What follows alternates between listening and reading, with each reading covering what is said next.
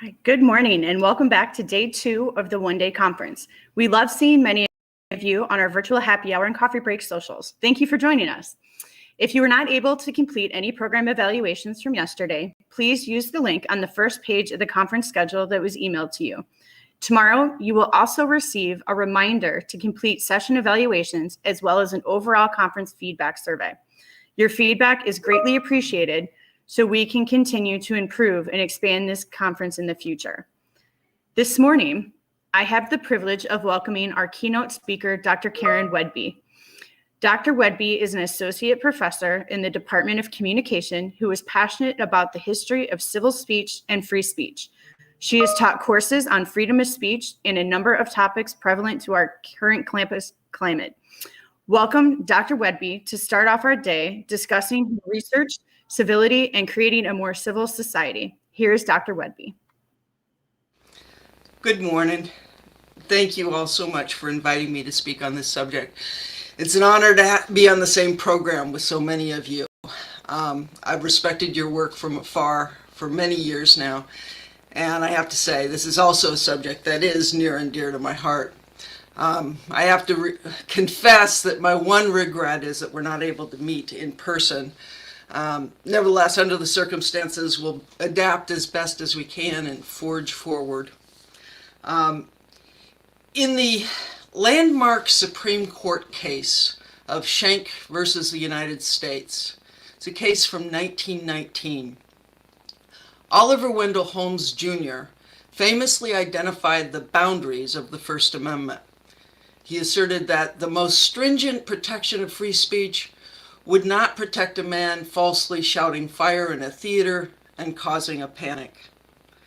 A century later, Holmes's aphorism continues to provide a frame of reference for hundreds of editorials on subjects ranging from Alex Jones's accusations about Sandy Hook crisis actors to QAnon viral tweets about the cabal of Satan-worshipping pedophiles. And if you happened to turn on CNN a couple of weeks ago, you might have seen Don Lemon and Chris Cuomo fighting over whether Trump's speech before the riot at the Capitol actually deserved to be described as shouting fire in a theater. Although Holmes's line is frequently cited, in the last few years, its value in helping us to recognize the boundaries in our free speech rights has become quite controversial. Libertarian activists like Trevor Timm complain that the Holmes quote has become a crutch for every censor in America. Timm explains that Holmes's quote is wildly misunderstood, and he urges that it's time to stop using the fire in a crowded theater quote altogether. Ken White, a lawyer dedicated to libertarian causes, describes Holmes's quote as the most famous and pervasive lazy cheat in American dialogue about free speech. Gabe Rotman, a member of the Legislative Council for the ACLU, says that the crowded theater example is worse than useless in defining the boundaries of constitutional speech. In recent years, these sorts of reprimands have become very common on libertarian blogs and editorial pages.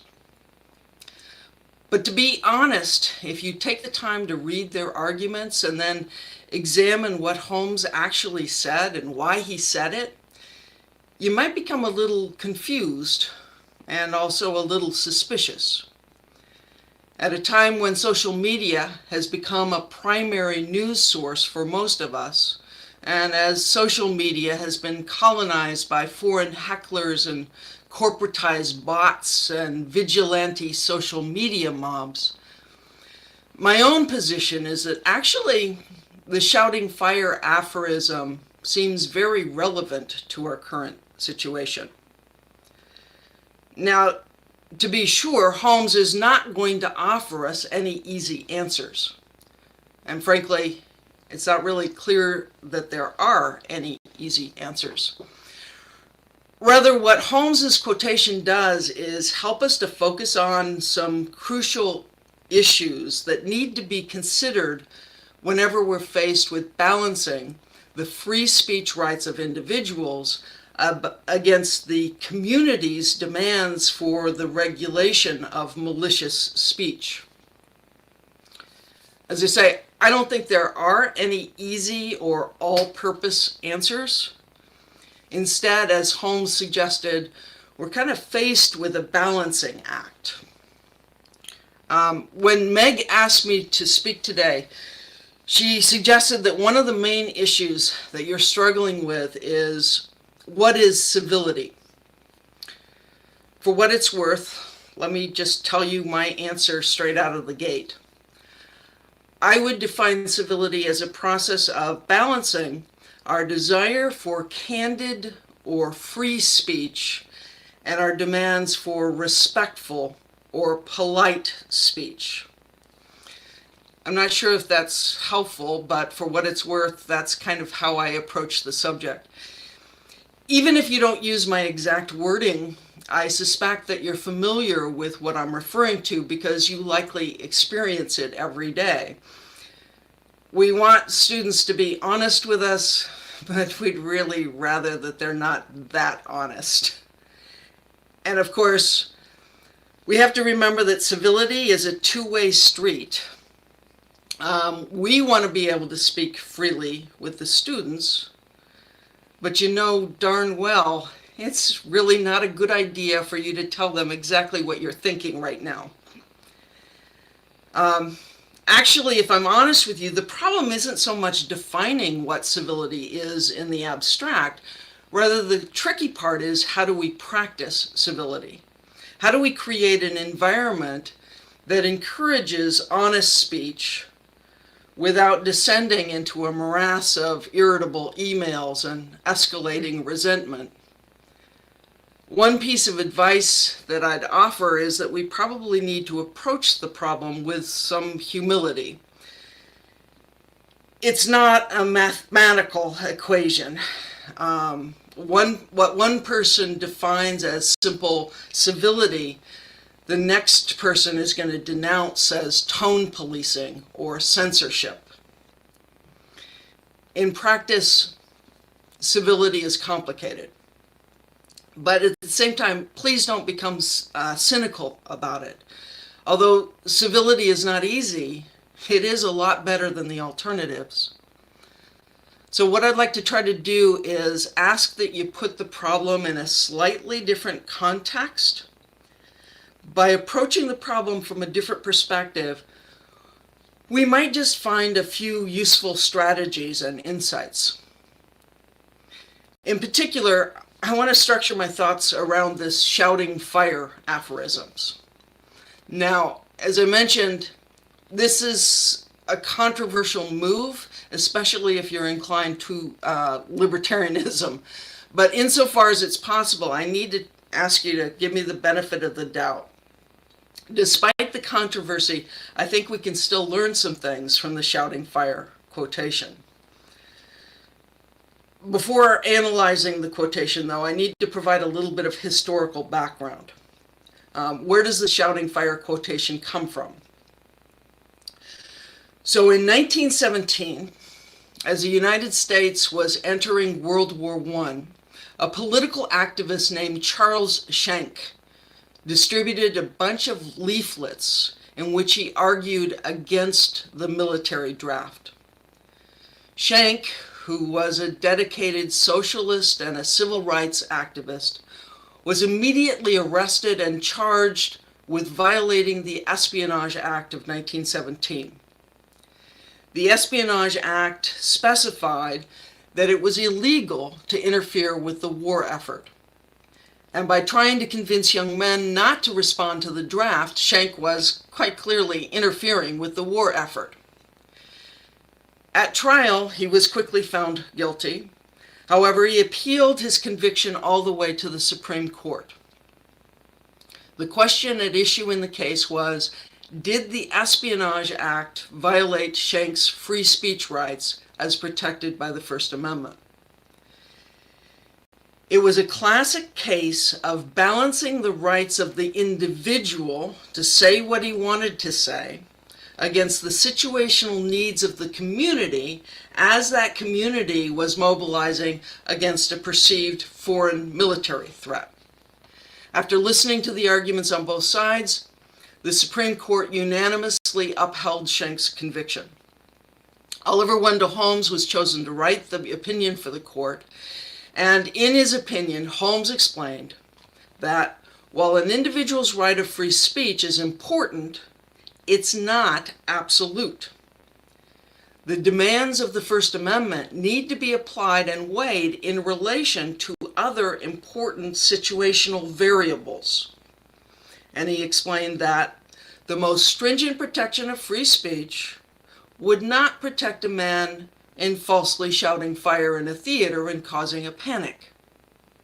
And then he went on to say, the question in every issue is whether the words are used in such circumstances and are of such a nature as to create a clear and present danger that they will bring about the substantive evils that Congress, or the community as a whole, has a right to prevent.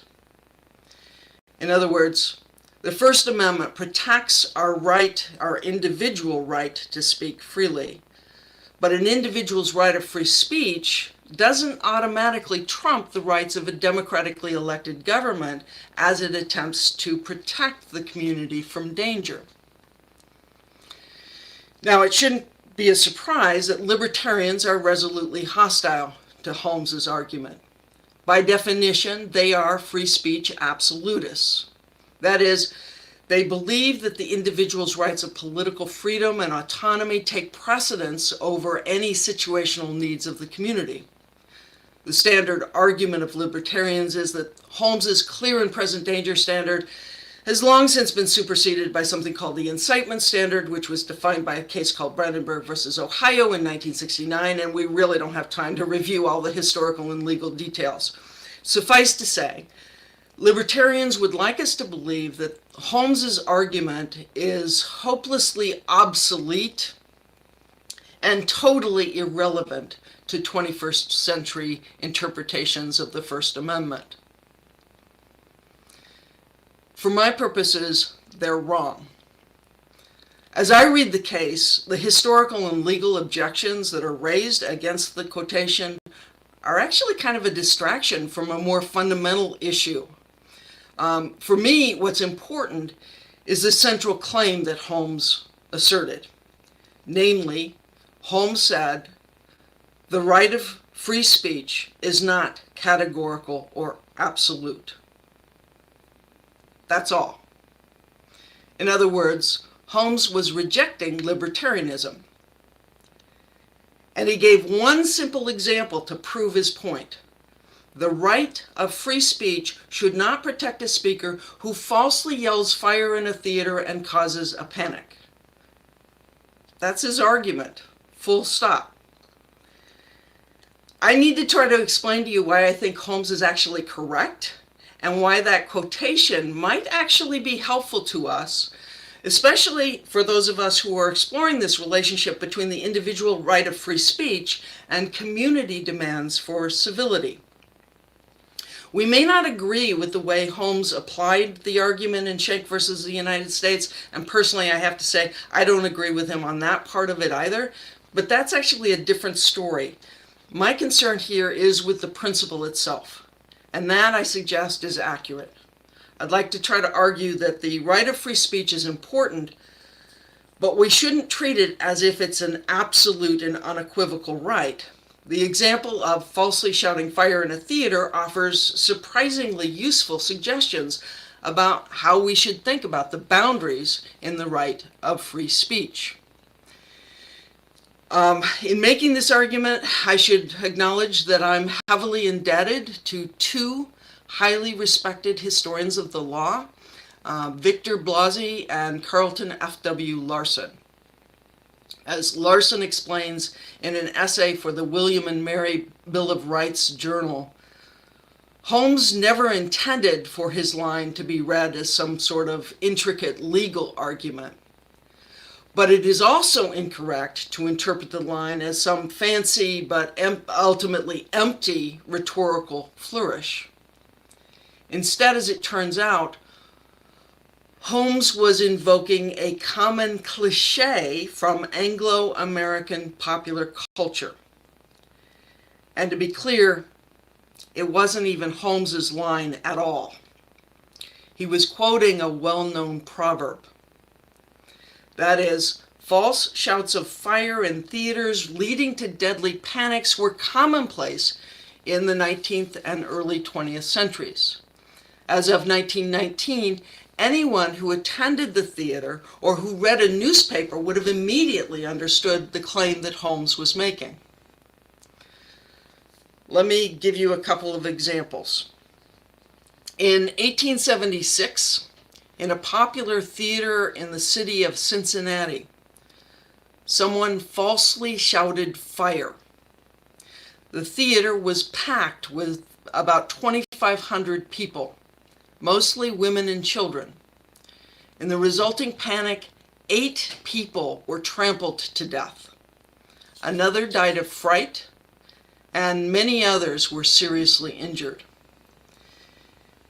In 1889, a false shout of fire at a Johnstown, Pennsylvania opera house led to the deaths of at least 10 people and injuries to 50 more. In 1901, a boy falsely shouted fire during a theatrical performance at a building in Chicago. The shout led to a panic that killed 5 people and injured 50 others. Larson goes on to cite several dozen more cases in which people were killed because of false shouts of fire in theaters. And of course, the most famous example occurred in Calumet, Michigan in 1913. In that case, 73 people were crushed to death in a stampede caused by a false shout of fire. Indeed, so widespread was the problem of false shouts of fire in the theater that the false shouter, typically described as a fool or an idiot, had become a recognized stock villain of 19th and early 20th century popular discourse, and a routine plot device in popular fiction. In business, the person who yelled fire was a common analogy for describing the origins of bank runs and financial panics. School children were warned of the fool who yelled fire in a crowded theater almost as frequently as they were warned about the boy who cried wolf. In attempting to protect communities from these hooligan liars, many cities passed laws criminalizing false shouts of fire. Cincinnati passed its first law on the subject in 1823.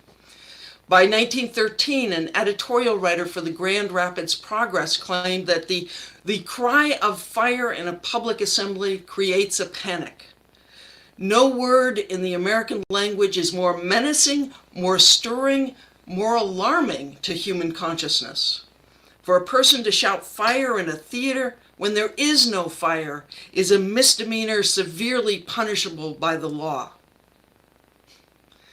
Now, as I say, a lot of people wanted to pass laws about the false shout of fire, but other writers suggested non-governmental solutions to the problem. For example, in a 1914 trade magazine for the motion picture industry, a letter to the editor urged that it would be a good idea to continually show the following on the screen in large letters. If some fiend shouts fire, please do not start a panic. Keep calm. Each panic means death.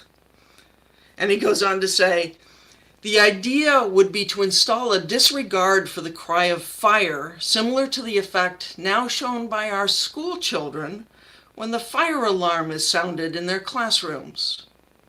They simply get up and get out in an orderly fashion. Bottom line, as Larson makes clear, Holmes didn't invent this famous line by himself.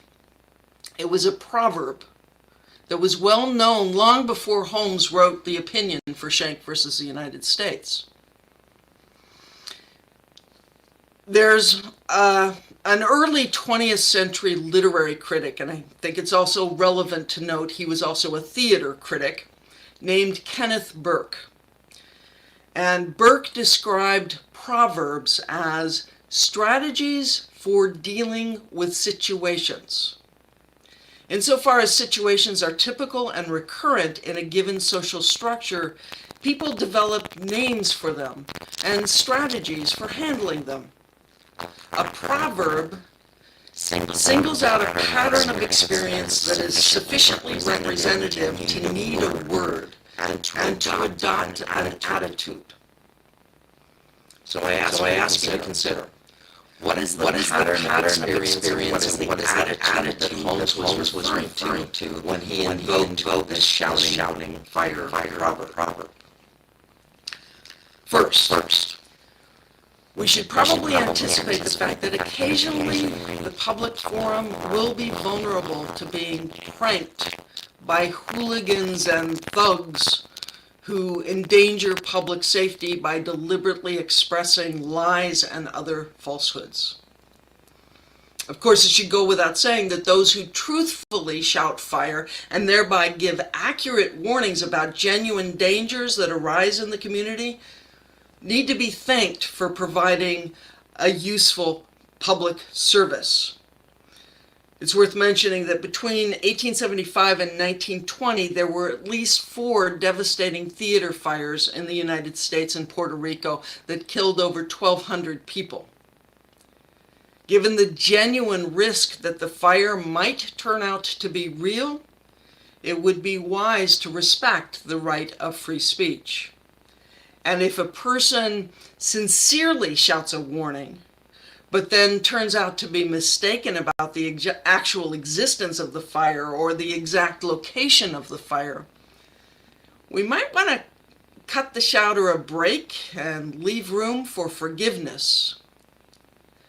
But of course, that's not what Holmes was referring to. Rather, Holmes's concern was actually better described by the opinion written by the Supreme Court of Oregon in a case from 1922. According to the Supreme Court of Oregon, no man can enter a crowded theater, falsely shout fire, and thus cause a panic, resulting in the crushing, maiming, and killing of enfeebled men, helpless women, and innocent children, and then justify his conduct by brazenly proclaiming that he did no more than exercise his constitutional right of free speech. Even today, few courts would accept a defendant's claim about a First Amendment right to engage in commercial fraud, perjury, the expression of defamatory statements with actual malice, just as there's a reasonable belief standard in whistleblowing, for example. It's legitimate to consider the relationship between the individual's right of free speech and the community's right to protect itself from the harms caused by deliberate deception or provable fraud. To try to claim that the right of free speech absolves bad faith speakers of all responsibility would be to destroy the notion of communication ethics and law altogether.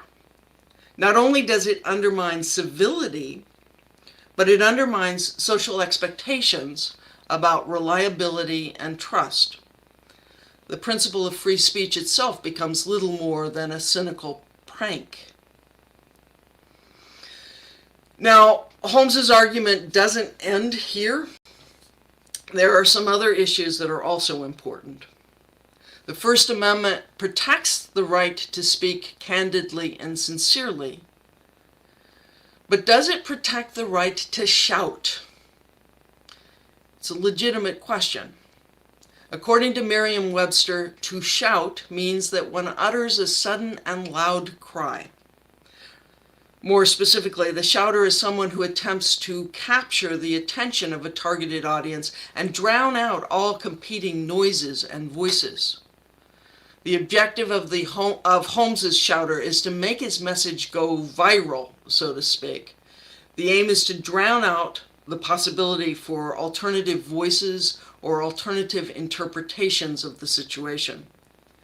Suddenly, the audience finds itself overwhelmed by an urgent and indisputable message about an imminent existential threat. The shouter is deliberately being coercive in that the volume of the shout is so loud that it drowns out further possibilities for discussion and debate. The community is robbed of the resources it needs to evaluate the truth or falsity of the message. If there really is a fire in the theater, the pressing urgency of the moment would leave no time for investigation, debate, or reasoned judgment. So the audience is put in an uncomfortable position of being forced to accept the word of a mysterious shouter based on nothing more than trust and faith. So we, first of all, have the issue of the falseness of the message. Second, we have the message delivered as a shout. Third, and compounding the danger of the situation, is the issue of the location of the shout. Specifically, the shout occurs in that famous crowded theater. Imagine an audience member who's sitting in the theater watching a performance. She's ventured away from the privacy and security of her home, which was her safe space. She's curious to explore the world and enter into a more dynamic public space with diverse people and ideas. The point of entering the public theater is to amplify her exposure to new ideas and experiences. But when the urgent shout of fire occurs, she finds herself trapped by the architecture of an enclosed space. And on top of this, she's surrounded by unfamiliar and unreliable strangers. It's not clear that she can really trust these strangers. And unfortunately, this same realization strikes everybody in the audience simultaneously. The natural response would be that frantic push to exit the theater. In other words, the false shouter hasn't contributed to the public forum, but has destroyed it by causing a rapid evacuation. These last 2 points are closely related to one another. You've got the shout, and then the fact that the shout is occurring in an enclosed space. The issues being raised here are closely related to what First Amendment scholars today would refer to as the captive audience doctrine. In effect, does the speaker have a right to kidnap an audience and then control the audience's access to other speakers and viewpoints? Does the right to speak include a right to hold the audience physically or mentally captive? Holmes's reference to the crowded theater is one example, but there are a lot of other examples from First Amendment case law. Consider in the 1940s and early 1950s, many public activists started using sound trucks that would allow them to drive through residential neighborhoods of cities and towns. And they had these massive bullhorns on the roofs.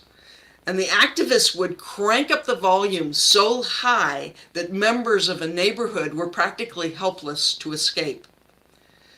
Cities passed noise ordinances banning these trucks, and there were a lot of lawsuits as a result because the speakers in the trucks claimed they were losing their free speech rights. The residents of the neighborhoods would respond by saying, "But your right of free speech really doesn't give you the right to stand outside my home and yell at me." A similar issue comes up frequently in media law. The First Amendment gives us a right to speak, but does it give us a right to control access to a media platform and an audience? In the middle of the 20th century, the Federal Communications Commission enforced something called the Fairness Doctrine, which limited the ability of radio and television stations to exercise editorial control over their programming. Because of the way the medium of broadcasting works, there can only be a limited number of radio and TV stations in any given town. So for all intents and purposes, any owner of a station held a massive megaphone which could be directed at all the members of the local community. The station owners held a virtual monopoly over all the information that members of the community would be able to access. Concerned about the amount of power that this megaphone implied, the government at the time decided to take editorial control away from broadcasters. In order to keep a license to broadcast using the public airwaves, radio and television stations were forced to promise that they would represent diverse perspectives and viewpoints on controversial issues, whether they wanted to or not. In other words, the broadcast stations had to share their megaphone with the community. This should sound familiar because it's essentially the same controversy we're facing today with social media platforms. One might think that the internet is an open platform that supports diverse speakers and audiences, but actually people are beginning to realize that the algorithms used by Google and Facebook and Twitter shape what we're likely to see and what we don't see on our social media feeds. Back in the 1980s and 1990s, Congress decided to get rid of the fairness doctrine, and then more recently the FCC pretty much killed net neutrality, which was in many ways the internet's equivalent of the fairness doctrine. So today we've all pretty much become captive audiences to these media companies with their megaphones. In university settings, of course, the captive audience doctrine arises in complex and very frustrating ways, especially in cases that involve fighting words, harassment, and hate speech. To cite one example, suppose that a student launches into a racist rant in the middle of a dorm cafeteria. Are the African American students who happen to be eating at a nearby table a captive audience? Or imagine a student is required to take a class for her major. The class is taught by a professor who is a photographer, and he displays his work in his office. Some complain that his work amounts to pornography. Is the student a captive audience member? Is she a captive audience member even if she makes a decision not to ever go into his office? I imagine that you're familiar with a lot of other examples along these lines. But the standard question from a legal point of view is this: when does the audience have the ability to turn the channel or walk away? And when is the audience really captive? The courts have been relatively consistent in the principle that the right of free speech does not give the speaker the right to hold an audience captive. Unfortunately, they aren't always consistent in giving practical advice about when an audience is captive and when an audience is free to leave. The captive audience doctrine is frequently invoked, but unfortunately it's not always applied in ways that seem clear or consistent. Even so, it seems to me that legally, and also more importantly, ethically, we ought to recognize that free speech isn't a right to hold the audience captive. Now, of course, if that makes sense to you, it raises some additional problems. What is more important, the free speech rights of the speaker or the right of the audience to make their own choices about who to listen to? What do we do with the fact that increasingly today, audiences don't appreciate the fact that their attention has been kidnapped? What happens if an audience refuses to listen to anybody outside their filter bubble? There's a tendency to put all of the obligation on the speaker, but do audiences also have an obligation to support free speech and civility as much as speakers do? In short, the implications of this captive audience doctrine are problematic, but it's at the heart of a lot of our current conflicts about the relationship between free speech and civility. Let me return to Holmes's proverb, though. We've talked about falsely shouting fire in a theater. There's one more issue to be raised by the proverb. Because they are captive in the theater, the shout of fire propels the audience into a state of existential panic. And in order to survive the imagined fire, the audience believes they have to escape the theater. Of course, the problem in 1919 is that there were few buildings with reliable emergency exits. So the false shout of fire effectively robbed the audience of any choice or agency. Specifically, the shout provokes one of the most powerful of the emotions: fear, panic. In classic descriptions of the shouting fire proverb, the victims of this panic usually turn out to be those who are most vulnerable to being crushed in the stampede. So, for example, in newspaper accounts of the 19th and early 20th centuries, the victims were usually referred to as enfeebled men, helpless women, and innocent children. This description may seem a bit hackneyed, but realistically, in any community, there are those who will be especially vulnerable when they're pinned down and trampled by this terrified crowd. The sudden awareness of our own vulnerability induces an intensified sense of the danger, which is easily transformed into something that is not just a figment of the imagination, but an actual bodily trauma. And of course, at that point, we're no longer in a situation where we can expect people to engage in civil speech or free speech. As we're scrambling to get out of the theater, civility just isn't the first priority. Victims genuinely need protection, safety, and care, but they're surrounded by a community that is in full panic mode. Can we really blame them if they fear that in that mad rush toward the exits, they are most likely to be the first ones who are pushed to the ground and trampled? So I made a promise at the beginning of this talk that I wasn't going to be able to give you any absolute answers to the question of free speech and civility, and you kind of probably have to give me credit. I suspect I fulfilled that promise. As it turns out, I've raised more questions than I've answered.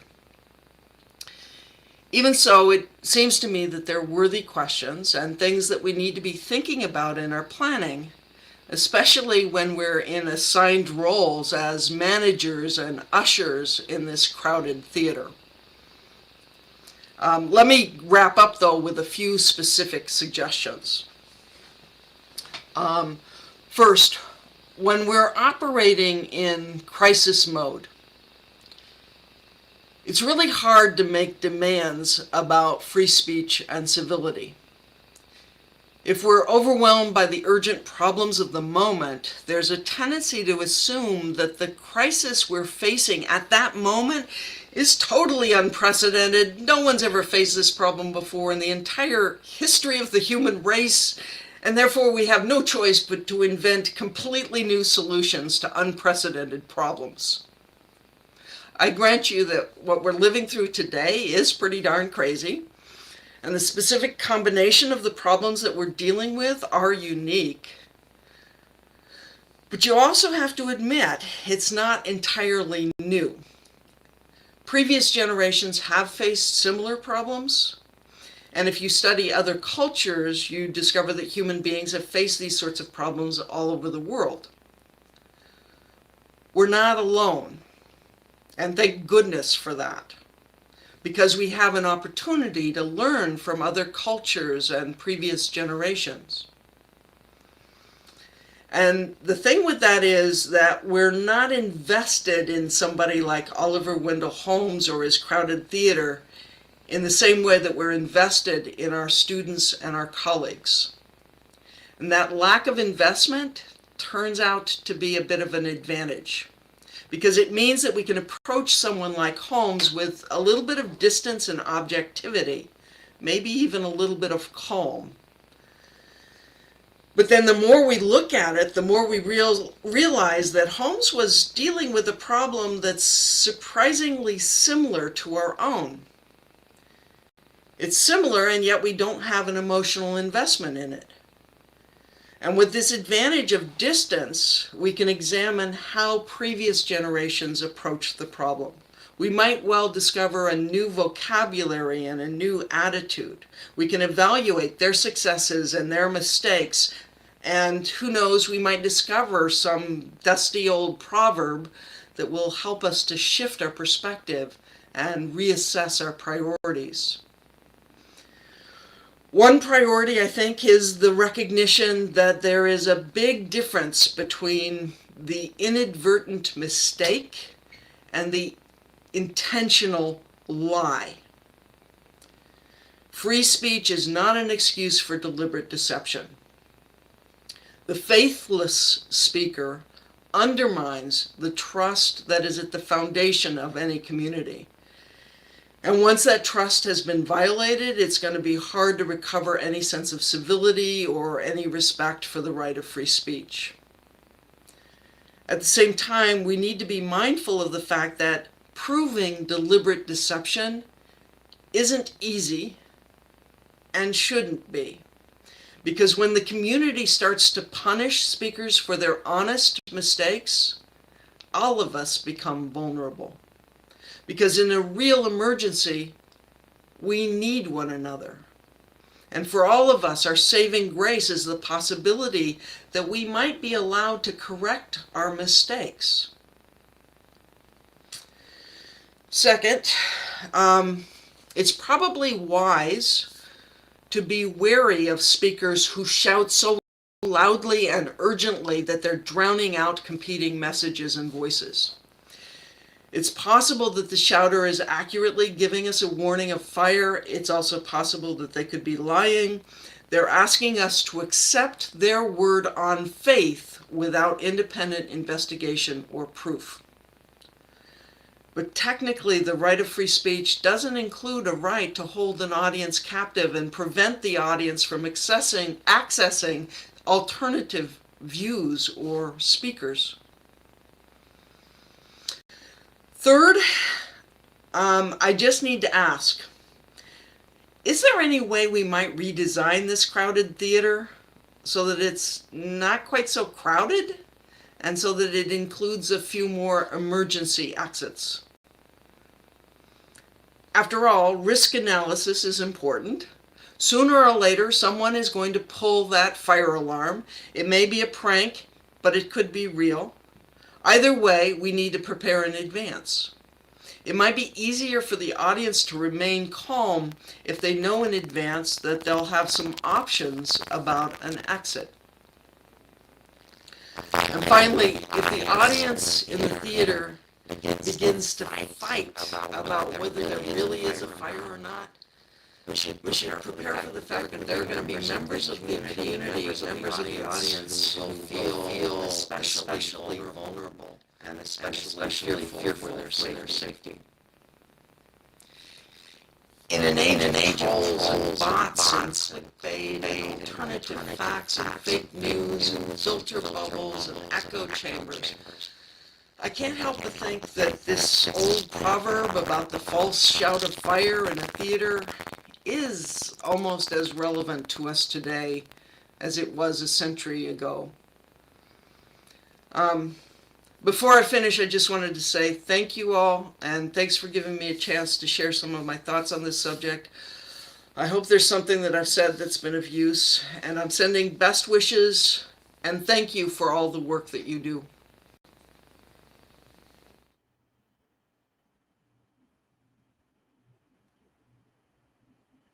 All right. Thank you, Dr. Whadbee. That was fantastic. There's actually a group of us from the conference planning committee who are now talking about how we need to take one of your classes.